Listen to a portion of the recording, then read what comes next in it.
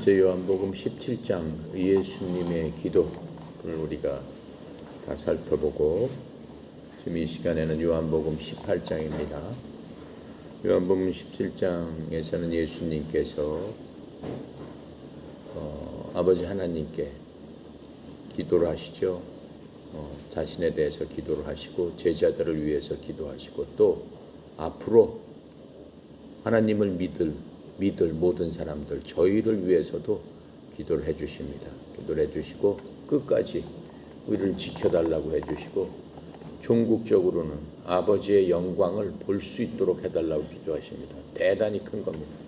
아버지의 영광, 언제의 영광이에요? 하나님께서 이 세상을 창조하시기 전에 하나님 본체로서 갖고 계셨던 그 영광, 아담도 보지 못했던 그 영광을 우리로 하여금 볼 수 있게 해주시라고 기도를 하시는, 그러한 기도를 이제 다 마치시고, 이 모든 사람들, 앞으로 제자들을 통해서 또 많은 사람들을 통해서 믿게 될 그 모든 하나님의 백성들을 위해서 간구하시고 기도하시고, 또 그들이 서로 하나가 돼서 사랑하는 그 모습을 통해서 살아계신 하나님께서는 사랑이시구나 라고 하는 것들을 믿지 않는 사람들한테 깨달아 알 수 있도록 해달라고 주님께서는 기도를 하십니다. 자, 그렇게 하시고 이제 주님께서는 제자들과의 이러한 그 개별적인 모든 말씀과 기도를 마치시고, 이제 온 세상 사람들을 위한 구속의 사역, 예수님께서 특별히 이 땅에 오신 그 목적의 마지막 부분에 이르게 되는 겁니다. 사람들은 죄악의 일을 행하게 될 것이고, 조금 있으면은 하나님께서는 최선의 그러한 사역으로서 이에 응답하게 되실 겁니다. 로마서 5장 20절에는 이렇게 써 있습니다. 또한 율법이 들어온 것은 범죄가 넘치게 하려 함이거니와 죄가 넘친 곳에 은혜가 더욱 넘쳤나니. 이게 무슨 얘기예요? 모세를 통해서 율법이라는 것을 주셨습니다. 율법은 마치 저 뒤에 붙어 있는 거울과 같다고 했습니다. 거울을 살펴보면은 우리의 잘못된 것들, 우리의 몸에 뭐가 묻었으면 우리가 아침마다 거울을 살펴보고 단정하게 합니다. 거울이 우리를 단정하게 해주는 건 아닙니다. 거울은 단지 우리에게 잘못된 옷매무새라든가 얼굴에 뭐가 묻었다든가 얼굴에 뭐가 잘못됐으면은, 화장이 잘못됐으면 잘못됐다라고 하는 것을 우리에게 알려주는 겁니다. 그 고치는 것은 본인 스스로 고치게 되는 겁니다. 그래서 율법은 어떻게 하는 거예요? 사람들이 율법에 비추어 봤을 적에는 나는 정말 죄를 많이 졌구나, 율법에 서지 말라는 그러한 것을 내가 했구나 라고 해서 나의 죄를 알게 해주시는 겁니다. 그런데 율법은 사람을 율법에 비교하면 보면 볼수록 내가 잘못한 것이 낱낱이 드러납니다. 나는 혹시 그거는 괜찮나라고 했는데 율법에 살펴보니까 그것도 죄다 이렇게 말씀하고 계세요. 내가 생각만으로 사람을 미워한 건 그건 죄가 아니지 이렇게 생각을 했는데, 율법에서는 뭐라고 그랬어요?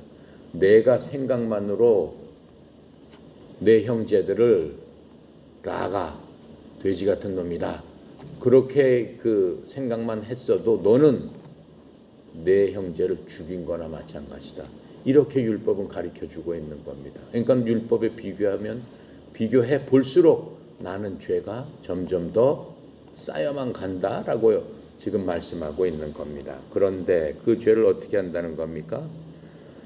이 죄가 쌓이고 쌓이는 것을 율법에 비교하면 자꾸 보니까 내 죄로 인해서 내가 무거운 짐을 지게 되는 겁니다. 내 마음이 무겁고 힘들어지게 되는 겁니다.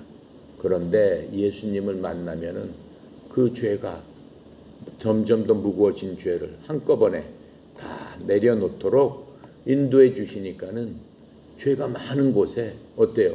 하나님의 은혜는 더 크게 넘치게 되는 거죠. 죄를 10개 지고 있는 사람의 10개의 짐을 받아주는 거하고, 한 개 지고 있는데 한 개 짐을 받아주는 거하고 어느 사람한테 은혜가 더 많이 가요? 10개의 짐을 지고 있는 사람 그 모든 짐을 받아주면은 그 은혜가 더 큰 것 아니냐라고 지금 말씀하고 계시는 겁니다. 그래서 그 로마서의 말씀대로 예수님께서는 모든 백성들, 모든 하나님을 믿는 또 예수님께 나온 모든 사람들의 짐을 이제 덜어주시는 그 순간이 왔다라고 얘기하는 겁니다. 그래서 이 요한복음 18장에 지금 이 말씀을 이해하기 위해서는 요한복음 18장에도 굉장히 어려운 장입니다. 그냥 읽으면은 쉬울 것 같지만 요한복음 18장도 17장 이상으로 어려운 장입니다. 요한복음 18장에서 우리가 이제 조심해서 살펴봐야 될 부분은 주님께서 18장을 통해서 여러 가지 영적인 상징적인 것들을 계속적으로 말씀해 주고 계세요. 이제 우리가 살펴볼 이제 1절부터 우리 그 6절까지 보면은 이제 동산으로 예수님께서 가시게 되는 겁니다. 동산이라는 의미는 순종을 뜻하는 그러한 것들을 의미하고 계시고 또 2절부터 또 9절까지 보면은 예수님을 배반한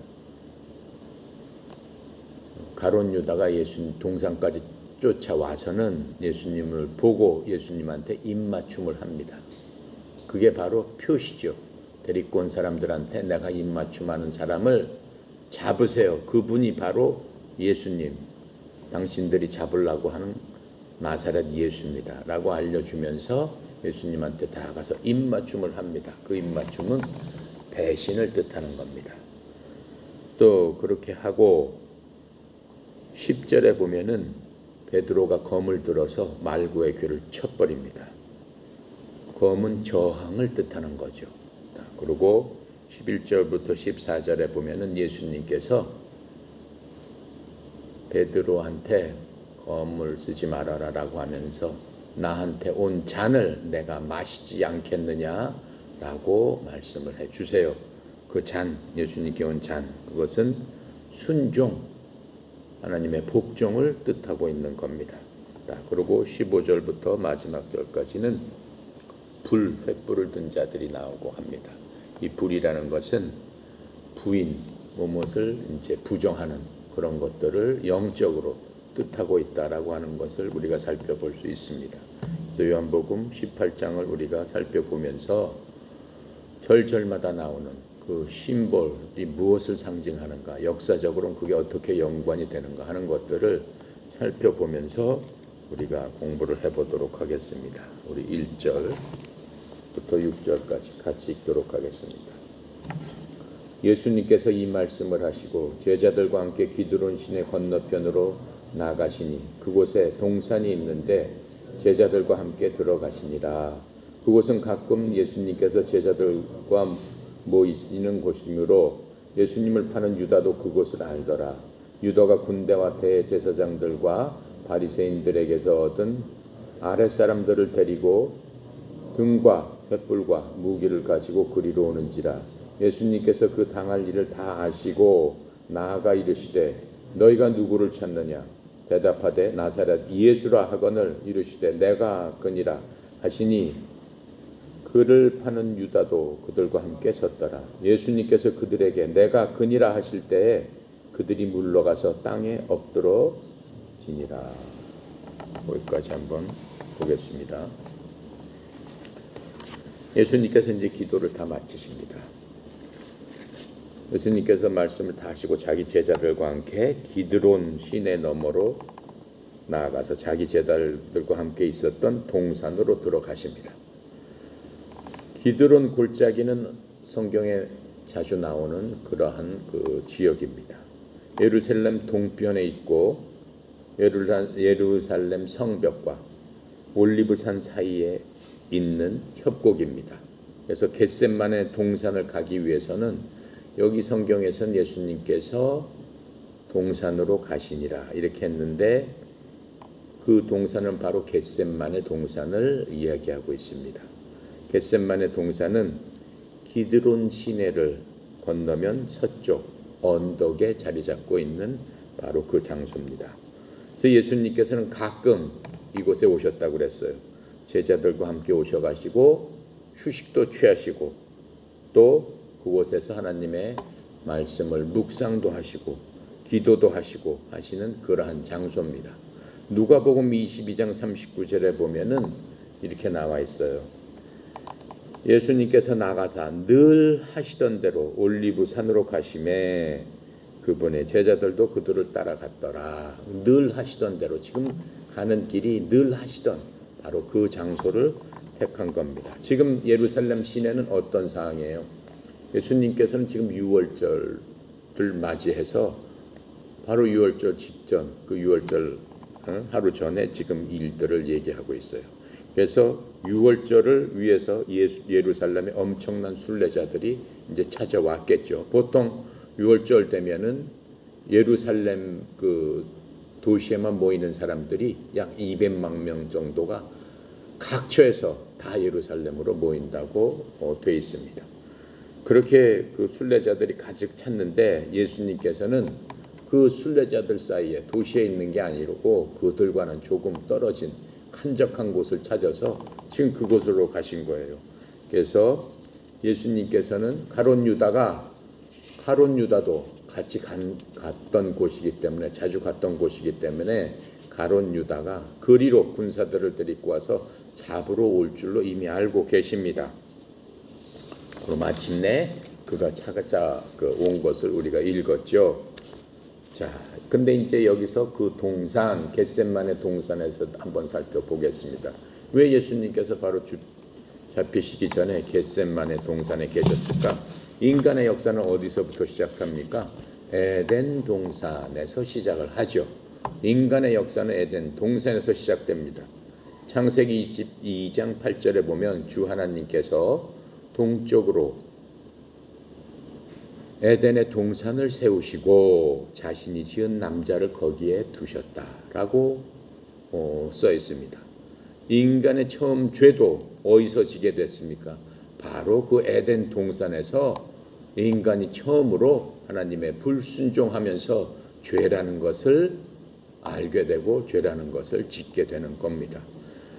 그래서 사람의 첫사람, 첫 아담, 그 사람 처음 사람을 우리가 아담이라고 하죠. 이 첫 사람 아담은 하나님께 불순종함으로 말미암아 결과적으로는 에덴 동산에서 쫓겨나게 됩니다. 그런데 이제 저주를 받고 쫓겨난 그 아담과 이제 마지막 아담으로 오신 예수님, 그 죄로부터 온 인류의 역사 가운데 엄청난 쌓여있는 그 모든 죄, 그 많은 죄, 불순종의 죄, 그 많은 죄들을 해결하기 위해서 오신 마지막 아담, 그 마지막 아담, 즉 예수님께서는 겟셋만의 동산에 지금 오르신 겁니다. 처음 그 동산에서는 첫 아담은 하나님께 불순종을 했지만 이 마지막 아담으로 오신 예수님께서는 순종을 하시기 위해서 겟셋만의 동산에 오르신 겁니다. 고린도전서 15장 45절에 이렇게 설명해 주고 계십니다. 그러므로 기록된 바 첫사람 아담은 살아있는 혼이 되었더라. 함과 같이 마지막 아담은 살려주는 영이 되셨느니라. 우리가 죽음에서 첫사람 아담은 뭐라고 그랬어요? 살아있는 혼. 마지막 아담 예수님께서는 뭐라고 해요? 살려주는 영, 이렇게 말씀하고 계세요. 혼과 영을 구분하고 지금 있는 겁니다. 우리가 지옥에 갈 적에는 무엇이 가는 겁니까? 우리의 혼이 가는 겁니다. 우리의 혼, 여러분이 지금 마음속에 갖고 있는 그 모든 생각들 느낄 수 있는, 여러분이 갖고 있는 지식으로 깨달아 알 수 있는, 또 감정적인 것, 이성적인 것, 생각하는 모든 것들, 그것은 뭐의 작용입니까? 혼의 작용입니다. 그 혼의 작용이 어디로 간다는 거예요? 지옥으로 간다라고 지금 얘기를 하고 있는 겁니다. 그래서 이 가든, 이 동산에서 첫 아담은 인류에게 뭘 가져왔습니까? 죄와 죄에 따른 죽음을 첫 아담은 갖고 왔습니다. 하지만 이제 예수님께서는 하나님의 말씀에 순종하기 위해서 하나님이신 그분이 이 땅에 오셔서 믿는 모든 사람들에게 이제 그 죄로부터 해방시키고 그 죄를 없애줘서 예수님을 모든 믿는 사람에게 의와 영원한 생명을 주시기 위해서 십자가에서 죽으시기 위해서 그 모든 사람들의 의와 생명을 주기 위한 그 수순을 순종함으로써 밟고 계시는 겁니다. 빌립보서 2장 8절에서는 이렇게 말씀하고 계세요. 사람의 모양으로 나타나사 자기를 낮추시고 죽기까지 순종하셨으니 곧 십자가의 죽음이라. 그게 바로 예수님, 하나님이신 창조주였던 그분께서 나타나셔가지고 하신 그 모습을 바울이 빌립보서 2장 8절에서 그렇게 묘사하고 있습니다. 역사는 뭘 보여줄 겁니까? 어느 날인가 또 다른 정원인 천국 도시에서 이 모든 역사는 끝날 것이라고 요한계시록 21장 22장에서 분명하게 묘사하고 있습니다. 그 정원, 앞으로 우리가 갈 그 정원에는 더 이상 죽음과 저주는 없는 바로 그런 곳, 또 생명의 물의 강이 끊임없이 흐르고 그곳에서는 생명나무에서 생명의 풍성한 열매가 풍성하게 열릴 것이라고 지금 이 요한이 묘사하고 있습니다. 에덴은 죄와 불순종의 정원이었습니다. 이 겟셋마네, 지금 예수님께서 제자들과 오른 이 겟셋마네 동산은 순종과 복종의 동산입니다. 또 천국은 하나님의 영광으로 영원한 기쁨과 만족의 동산이 될 것이라고 성경은 동산에 대해서 그렇게 큰 의미를 갖고 우리에게 알려주고 있습니다. 요한복음에서는 지금 단순히 동산이라고 기록되어 있지만 다른 복음서에서는 분명하게 바로 그 동산의 이름은 겟셋마네 동산이다라고 다른 복음서에서 표현되고 있습니다. 겟셋마네, 그건 무슨 뜻일까요? 겟셋마네는 올리브가 있는 곳이란 뜻으로 올리브 열매의 기름을 짜내는 곳, 오일 프레스라고 설명을 하고 있습니다. 오일을 짜서, 여러분 참기름 짤 적에도 참기름 다 집어넣고 아주 참기름이 가루가 되도록 짜내지 않습니까? 얼마나 고통스러운 겁니까? 영적으로 봤을 때는 예수님을 그렇게 짜낸다라고 하는 겁니다. 그래서 이 겟셋마네라는 것은 예수님의 고난을 예표하고 있는 겁니다. 예수님의 고뇌는 뭡니까? 오일을 짜듯 포도즙을 짜내는 고통으로 우리를 위해서 우리의 심판의 바로 테이스트, 우리가 맛볼 수 있는 바로 심판의 맛은 그런 것이다. 오일을 짜내는, 포도를 짓이겨서 포도즙을 나오게 하는 바로 그 맛이 심판을 받게 되는 바로 그 맛이다라고 얘기를 하고 있는 겁니다. 그래서 예수를 믿지 않는 사람은 그러한 것 이상의 고통으로 그 맛을, 심판의 맛을 보게 되니 얼마나 끔찍한 일입니까? 여러분이나 나나 예수님을 알고 예수님을 믿었다는 게 정말로 눈물겨운 그러한 감사가 아닐 수 없습니다. 이사야서 63장 3절에는 이렇게 말씀해 주고 계세요. 백성들 중에서 나와 함께한 자가 없이 내가 홀로 포도즙 틀을 밟았노라. 내가 친히 분노하여 그들을 밟고 친히 격노하여 그들을 짓밟으리니 그들의 피가 내 옷에 튀어 내 모든 의복을 더럽히리라. 예수님을 믿어야 돼요. 예수님의 구원에 동참해야 되는 거예요. 예수님의 은혜에 아멘하고 순종으로 감사와 기쁨으로 하나님의 거룩하심을 찬양하면서 주님께 손들고 나아가야 되는 거예요. 주님께서는 우리에게 아무것도 요구하지 않습니다. 우리한테 어떠한 이상도 요구하지 않습니다. 어떠한 대가도 바라지 않습니다. 예수님께서는 무한대의 사랑으로 자신이 당한 그 고초, 자신이 당한 기름을 짜는 듯한 그러한 고난에서도 의연하게 우리를 기다리고 계신다라고 하는 거예요. 그러면서 죄짐을 수백 층의 죄짐을 들고 달려오는 그 자들을 보고 너는 죄덩어리구나 이렇게 말씀을 안 하시고 잘 왔다 내 아들아 이렇게 말씀해 주신다라고 하는 거예요. 그게 뭐라는 거예요? 하나님의 사랑이다 라고 지금 말씀하고 계시는 겁니다. 그래서 하나님은 사랑이시다라고 얘기를 하는 겁니다. 하지만 그 전에 뭐예요? 하나님은 두려우신 하나님이에요. 하나님을 믿는 사람들에게는 하나님은 사랑이지만은 하나님을 믿지 않는 사람한테는 하나님은 두려우신 하나님, 엄격하신 하나님. 우리가 그런 것들을 정말로 잘 깨달아서 요한복음을 통해서 하나님의 마음을 우리가 깨달아 알고 그 마음에 조금만이라도 0.몇 %만이라도 그 마음을 이해를 하고 그 마음에 아멘하고 주님께 달려가야 되는 겁니다. 자, 이 겟셋만의 동산은 그런 의미를 갖고 있죠.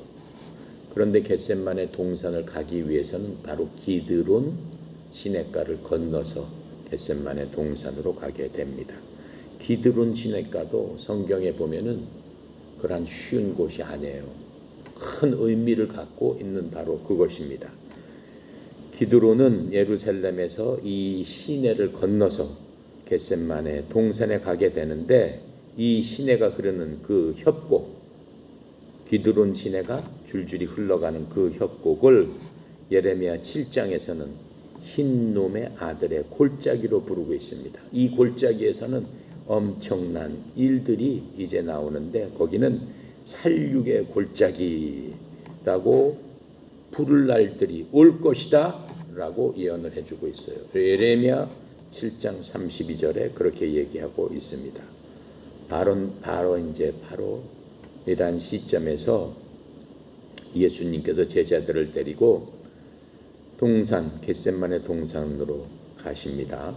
동산으로 가시는 목적은 첫 번째로서는 예루살렘 바깥에서, 예루살렘 안이 아니고 지금 예루살렘 성 바깥에서 죄들을 위한 희생 제물을 드려지기 위함입니다. 예수님 자체가 온 세상 사람들의 죄를 위해서 희생 제물로 드려지는 어린 양과 같은 그러한 신세로서 하나님께 제물이 드려지는데 그 제물은 성 바깥에서 드려져야 된다라고 지금 하고 있는 겁니다. 그것은 어디에 나와 있어요? 레위기에 보면은 속죄제가 드려지는 장소, 즉 하나님께 속죄물로서 드려지는 장소에 대해서 이렇게 말씀하고 있어요. 그는 숫송아지를 진영 밖으로 옮겨 처음 숫송아지를 불사름같이 불사를지니 그것이 회중을 위한 속죄제니라. 레위기 4장 21절에 그렇게 규정하고 있습니다. 진영 바깥에 옮겨서 속죄의 죄를 드려야 된다라고 하는 거예요. 왜 그럴까요? 온 국민의 죄를 끌고 나와서 바깥으로, 사람이 있는 곳이 아니고 바깥으로 끌고 나와서 제물을 드린다라고 하는 겁니다. 자, 히브리서에서는 이렇게 얘기하고 있어요. 거기에 대해서 그런즉 예수께서도 자신의 피로써 사람들을 거룩하게 하시려고 성문 밖에서 고난을 받으셨느니라.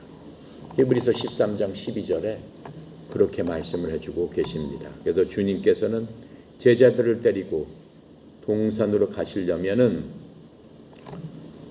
반드시 어디를 지나야 된다고 그랬어요. 바로 이 기드론 시냇가를 건너셔야만 됩니다. 우리가 이 기드론 시냇가 하면은 성경에서는 또 굉장히 큰 의미를 갖고 있습니다. 예수님 오시기 전에 천년 전 사람 이스라엘에 위대한 왕이 있었어요. 누구죠? 다윗입니다. 바로 그 다윗이 자신을 배반한, 자신의 왕위를 찬탈하려고 하는 아들 압살롬을 피해가지고 어떻게 해요? 자기의 군대 장관이었던 아히도벨이 압살롬을 도와서 반역을 일으킵니다. 이 두 사람에게 쫓기던 다윗이 자신을 따르던 장수들을 이끌고 눈물을 머금고 이 시내를 건넜던 바로 그 광경이 사무엘하 15장에 나옵니다. 기드론 신의 광경을 예루살렘 성에서 예루살렘으로 쳐들어오니까 피해서 추종자 몇 명을 데리고 새벽에 도망을 치는 그 광경, 눈물을 흘리면서 하나님께 기도하면서 그 흘렸던 바로 그 시내가 기드론 바로 그 시내입니다. 이제 다윗의 자손, 주님은 다윗의 후손으로 이 땅에 오셨죠. 인간적으로는 다윗의 자손이신 인간 예수님께서도 가룟 유다의 그 배방 가운데 제자들을 이끌고 바로 그 시내를 건너가시는 바로 그 모양이 이 구절에서 우리가 볼 수 있습니다. 예수님께서는 제자들을 이끌고 겟세마네 동산으로 가실 적에 오래전부터 주님을 잡으려고 계획해 왔던 그 유대인들, 그 제사장들, 그렇죠? 제사장들과 이러한 그 제사장들의 하인들, 또 제사장이 보낸 그 로마 병사들, 이런 사람들을 통해서 이제 잡히게 되시는 그러한 모습을 우리가 볼 수 있습니다. 자, 바로 그 동산입니다. 예수님께서 바로 제자들과 함께 기드론 시내, 바로 그 시내를 건너서 건너편에 있는 바로 그 동산 겟세마네 동산에 누구와 함께 간다는 거예요? 제자들과 함께 가셨더라라고 1절에 써 있습니다. 거기 동산에 있는데 주의 제자들과 함께 갔더라. 주님께서 동산까지 제자들을 데리고 오신 것은 왜 데리고 오셨을까요? 주님께서 잡혀가시는 바로 그 모든 것들을 제자들의 눈으로 직접 보면서 어떻게 예수님께서 잡히시는가를 볼 수 있도록 알려주기 위해서 제자들을 데리고 거기까지 온 것입니다. 예수님께서 제자들 앞에서 이렇게 잡히신 거는 그냥 무력하게 잡히셔서 그들을 따라가게 되는데, 예수님께서 그냥 힘이 없으셔서 아무런 저항을 못 하셔서 그런 게 절대 아니죠. 자기 자신을 의연하게 제물로서 내주시는 그 과정의 하나다라고 하는 거예요. 그것은 이미 하나님이시기 때문에 예수님도 아셨고 아버지 하나님도 어떻게 될 것이다 라고 하는 것들은 이미 예정되어 있고 아시는 바다라고 하는 겁니다. 그렇게 고난 받으시는 것도 예수님께서 이 땅에 오셔서 하나님의 목적을 이룬 그 사역의 일들 중에 하나의 진행 과정이었다라고 하는 겁니다. 자, 2절에 그곳은 가끔 예수님께서 제자들과 모이는 곳으로, 예수님을 파는 유다도 그곳을 알더라. 유다가 당연히 알고 있죠. 예수님을 배신한 가룟 유다, 일부러 그곳을 선택하신 겁니다. 분명히 가룟 유다가 모르는 곳에 가셨더라면은 유다가 찾으러 오지 못하고 잡히실 수가 없잖아요. 예수님의 사역을 위해서는 그렇게 잡힐 수 있는 바로 그 곳에 계셨던 겁니다. 예수님께서 유대한테 요한복음 13장 27절에 말씀하신 게 있어요. 6월절 됐을 적에 다락방에서 모였을 적에 제자들하고 함께 모였을 적에 주님께서 뭐라고 그래요? 내 제자 중 한 명이 떡반죽에 같이 수업 넣는 자가 나를 파는 자다 라고 얘기를 했습니다. 근데 유다가 같이 손을 집어넣습니다. 그래서 유다를 보고 예수님께서 말씀하시죠. 내가 하는 일을 속히 행하라. 요한복음 13장 27절에 촉구했던 대로 유다가 손쉽게 예수님을 찾을 수 있도록 겟셋마네 동산도 예비되었던 장소입니다. 이 겟셋마네 동산에서 어떠한 일이 일어났는가 소상하게 어디에 나와 있냐면 마태복음 26장에 있습니다. 우리가 마태복음 26장을 한번 살펴보도록 하겠습니다. 이제 예수님께서 기드론 시내를 건너서 예루살렘 성벽 밑에 쪽에 있는 협곡을 지나서 밑에 쪽에 있는 기드론 시내를 건너서 겟셋마네 동산에 올라가셨습니다. 겟셋마네 동산에 올라가셨을 적에 어떻게 해요? 예수님께서 여러 가지 일들을 하시는데 이 36절에 보면 겟셋마네에서 기도하셨다라고 말씀하셨어요.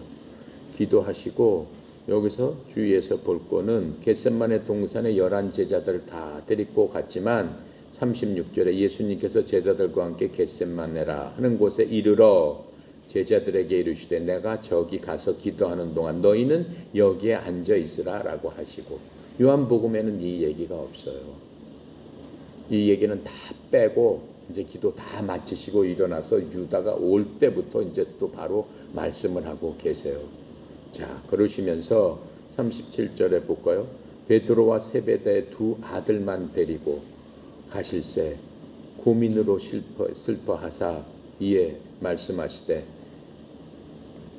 어때? 내 마음이 매우 고민하여 죽게 되었으니 너희는 여기 머물러 나와 함께 깨어 있어라 라고 하시고 요한복음 17장에서 기도하시고 다시 18장 바로 잡히기 전에 예수님께서 베드로와 야고보와 요한 세베대의 아들 둘 야고보와 요한 베드로 이렇게 셋만 데리고 11명 중에 다시 한적한 곳으로 가시는 것들을 우리가 볼 수 있게 됩니다. 그러시면서 39절에 볼게요. 조금 나아가 얼굴을 땅에 대시고 엎드려 기도하여 이르시되 아버지여 만일 할만하시거든 이 잔을 내게서 지나가게 하옵소서. 그러나 나의 원대로 마옵시고 아버지의 원대로 하옵소서. 그 잔이 뭐예요? 예수님께서 먹을 잔, 죽음의 잔. 그것을 피할 수 있으면 피하고 싶습니다 라고 말씀하시죠. 그런데 뭐라고 하세요? 내 뜻대로 하지 마시고 아버지의 뜻대로 하시옵소서 라고 기도를 하시는 것을 볼 수 있습니다. 자, 그런데 이 제자들은 어때요? 예수님께서 기도하시는데 제자들 셋은 옆에서 쿨쿨 자고 있습니다.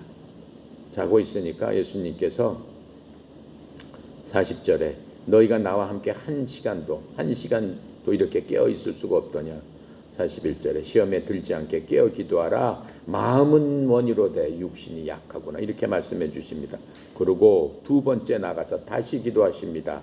42절에 아버지여 만일 내가 마시지 않고는 이 잔을 내게서 지나갈 수 없거든 아버지의 원대로 되기를 원하나이다. 이렇게 말씀하시죠. 첫 번째는 피할 수 있으면 피했으면 합니다. 아버지의 뜻대로 하셔서 두 번째는 이제는 내가 마시겠습니다. 아버지의 원대로 내가 내 일을 이루겠습니다. 이렇게 기도를 해 주십니다. 그리고 보니까는 그때도 제자들은 또 쿨쿨거리고 자고 있습니다. 그러면서 또 그들을 그대로 두시고 44절에 세 번째 같은 말씀으로 세 번이나 기도를 하십니다.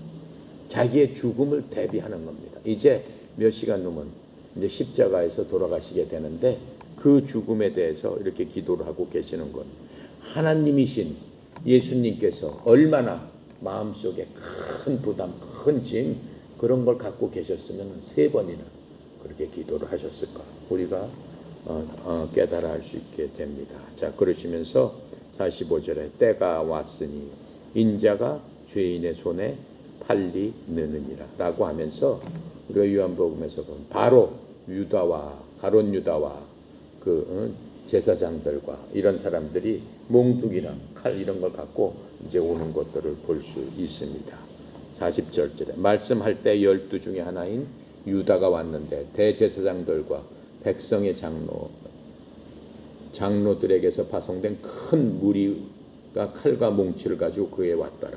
여기서는 대제사장이라고 하면 안 돼요. 수제사장, 대제사장은 딱 한 명밖에 없습니다. 대제사장은 뭐라고 우리가 배웠어요? 출애굽기에서 대제사장이라는 거는 제사장 중에서도 최고 우두머리인데 딱 한 사람이에요. 그 사람들은 그 대제사장은 지성소에 들어갈 수 있는 유일한 사람. 그 밑에 수제사장이 있고 그 밑에 제사장들이 있죠. 그래서 이제 수제사장들 여러 명이서 백성들과 장로에게 파송된 큰 무리 칼과 몽치를 갖고 예수님께 온 것을 볼 수 있습니다. 정말 웃기는 일이죠.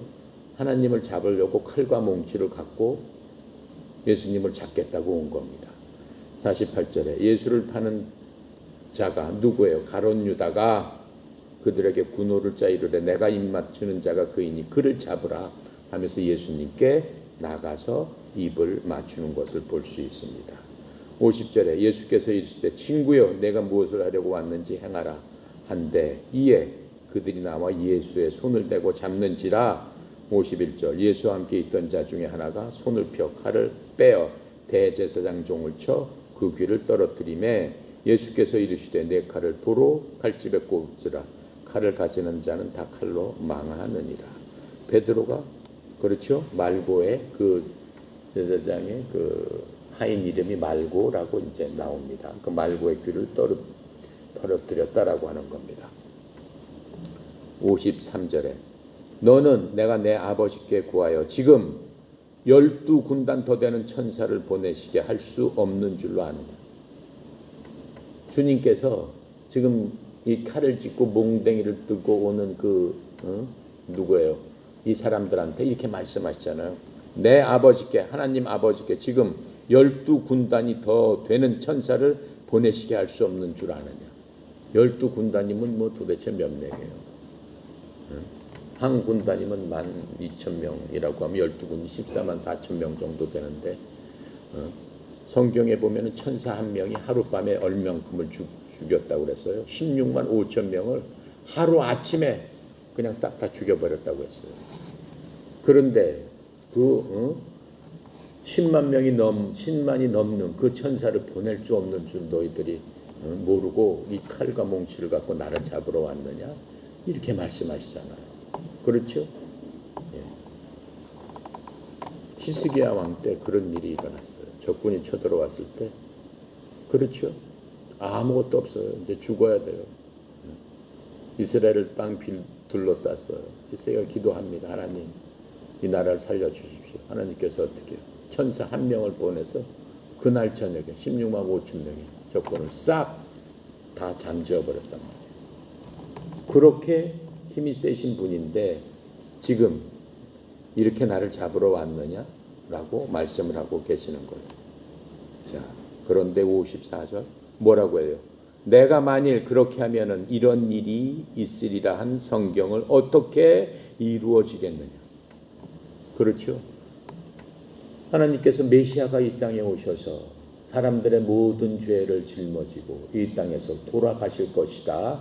근데 그분은 아주 처참하게 십자가에 달려서 몸이 찢어지고 폐가 상하고 온 피를 흘리면서 그렇죠? 채찍에 맞고 찔림을 받고 해서 죽어야 될 것이다 라고 하는 그 메시아에 대한 예언을 어떻게 이룰 수 있겠느냐 라고 지금 설명을 해주고 계시는 겁니다. 그러면서 55절에 예수님께서 그 잡으러 온 사람들한테 이렇게 말씀하시는 거예요. 너희가 강도를 잡는 것 같이 칼과 몽치를 가지고 나를 잡으러 나왔느냐. 내가 날마다 성전에 앉아 가르쳤을 때 너희가 나를 잡지 아니하였도다. 왜 그랬을까요? 그때는 하나님의 때가 아니란 말이에요. 이분은 하나님이고 하나님의 일을 하시는 거니까 하나님의 일은 하나님의 때 모든 것들이 이루어지는 것입니다. 56절 그러나 이렇게 된 것은 다 선지자들 대언자들의 글을 이루려 함이니라. 이에 제자들이 다 예수를 버리고 도망하니라. 이 제자들이 드디어 싹 도망했다라고 이 마태복음에서는 얘기를 하고 있습니다. 자, 마태복음에서는 이렇게 자세히 그 상황을 설명해 주고 있어요. 근데 요한복음에서는 지금 그러한 상황은 다 빼고 3절에 유다가 군대와 제 수제사장들과 바리새인들에게서 얻은 아랫사람들을 데리고 등잔과 횃불과 무기를 가지고 그리로 오는지라. 예수님께서 그 당할 일을 다 하시고 나아가 이르되 너희가 누구를 찾느냐 이렇게 물으셨다고 그랬죠. 마태복음에서 다 설명이 된 겁니다. 5절에 대답하되 나세렛 예수라 하거늘 이르시되 내가 그니라 하시니 그를 파는 유다도 그들과 함께 섰더라 하면서 6절이 중요한 거예요. 예수님께서 그들에게 내가 그니라 하실 때 그들이 물러가서 어떻게 돼요? 땅에 엎드러지는지라. 마태복음에는 그 얘기가 없습니다. 근데 요한복음은 굉장히 영적인 천이고 하나님의 신성, 하나님의 능력에 대해서, 영적인 능력에 대해서 강조해서 지금 말씀해주고 계시는 거예요. 그래서 다른 책들하고는 포인트가 틀린 거예요. 그래서 마태복음하고는 틀리게 지금 말씀하고 계시는데 뭐라고 그래요? 나사렛 예수를 찾느니라 라고 본 사람들은 얘기했고 예수님께서는 뭐라고 해요? 그들에게 내가 그니라. 우리가 예수님의 이름에 대해서 공부를 많이 했습니다. 예수님의 이름은 뭐라고 그랬어? I am that I am. 요한복음에서 계속 하나님이 누구십니까? 나는 하면서 나는 생명의 빛이다. 나는 살아있는 빵이다. 그렇죠? 나는 바인, 포도나무다. 그러면서 나는 하면서 7번을 나는에 대해서 얘기하고 있습니다. 나는 I am that I am은 누구한테 얘기하는 거예요? 모세가, 그렇죠? 이스라엘 백성을 이집트에서 데리고 나려고 할 적에 모세는 40년 동안 이스라엘 백성에게는 옛날 사람으로 40년 전에 잠시 활약하던 사람이에요. 이제 40년 후 노인이 돼서 80 노인이 돼서 이스라엘 백성을 끌고 나가야 되겠는데 이스라엘의 200만 백성이 나를 보고 너는 누구냐? 이 노인 당신은 누구냐?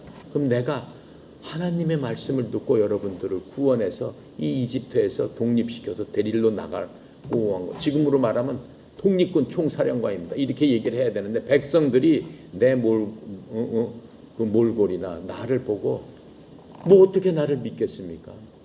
그러니 백성들이 물어봤을 적에 하나님께서 이렇게 데리고 가라고 해서 내가 왔다라고 얘기할 적에 백성 그래? 그 하나님의 이름이 뭔데? 이렇게 물어봤을 적에 뭐라고 얘기해야 될까요? 그랬더니 하나님께서 처음으로 알려주시는 거예요. I am that I am. 나는 스스로 있는 자다. 라고 그 이름을 알려주셨어요. 근데 바로 그 이름에 하나님께서 지금 얘기를 하시는 거잖아요. 나세렛 예수를 잡으러 왔다 그랬더니 예수님께서 6절에 뭐라고 얘기했어요? 내가 그니라. I am he.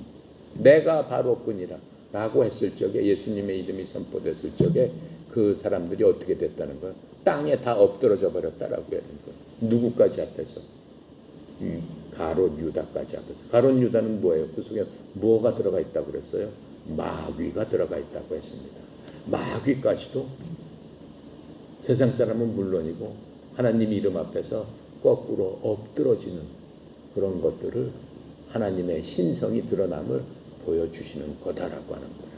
근데 그 신성이 있으신 분한테 어떻게 해요? 몇 명이서 망치와 칼 갖고 잡으러 왔더니 정말 그렇죠? 어처구니 없는 거죠.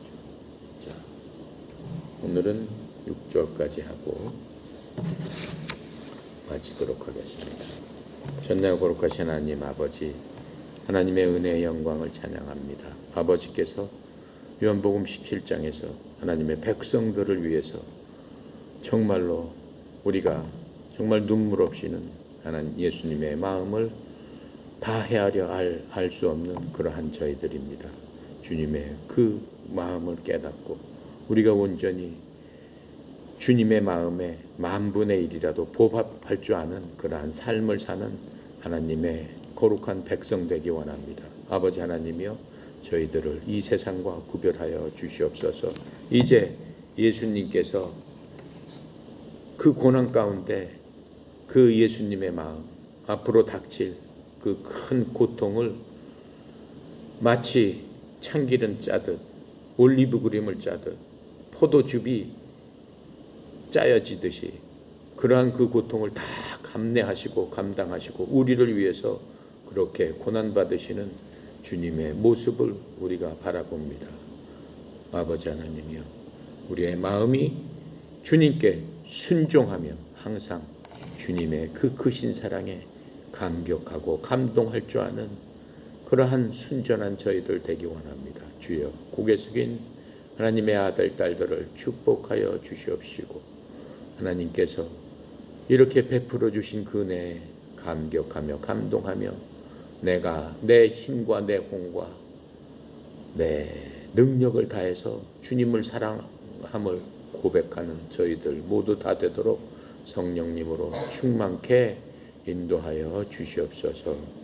전교에 흩어져 있는 사랑하는 주의 종들을 주님 기억하여 주셔서 저들 마음속에도 예수님의 그 크신 마음이 전달되어서 하나님 앞에서 엎드러지는 그러한 감격과 감동이 있도록 주님께서 축복하여 주시옵소서. 특별히 저희 협회를 이 어려운 세상 가운데 세워주심을 감사합니다. 저희들이 온전히 하나님의 말씀으로 온전히 주님만 바라보고 의지하는 그 협회로서 우뚝 서기를 원합니다. 주여, 이 협회를 도와주셔서 말세에 하나님의 말씀만이 우리 협회의 등불이 되고 빛이 되는 그러한 협회 되기를 원합니다. 주여, 이 협회를 인도하는 선장으로 성령 이사장님을 세웠사오니 주의 종을 통해서 하나님의 큰 영광 드러나게 하시고 주의 종을 통해서 이 협회를 아버지여 잘 이끌어 나가는 선장의 역할을 할 적에 영육간의 강건함과 형통함으로써 덧입혀 주시옵소서. 그래야 이 협회가 하나님 앞에 귀하게 쓰임받고 하나님 앞에 칭찬받는 협회 되도록 주의 종을 인도하여 주시옵소서. 오늘도 모든 것 아버지께 의탁드립니다. 감사드리며 예수 그리스도 이름으로 기도드렸나이다. 아멘. 감사합니다.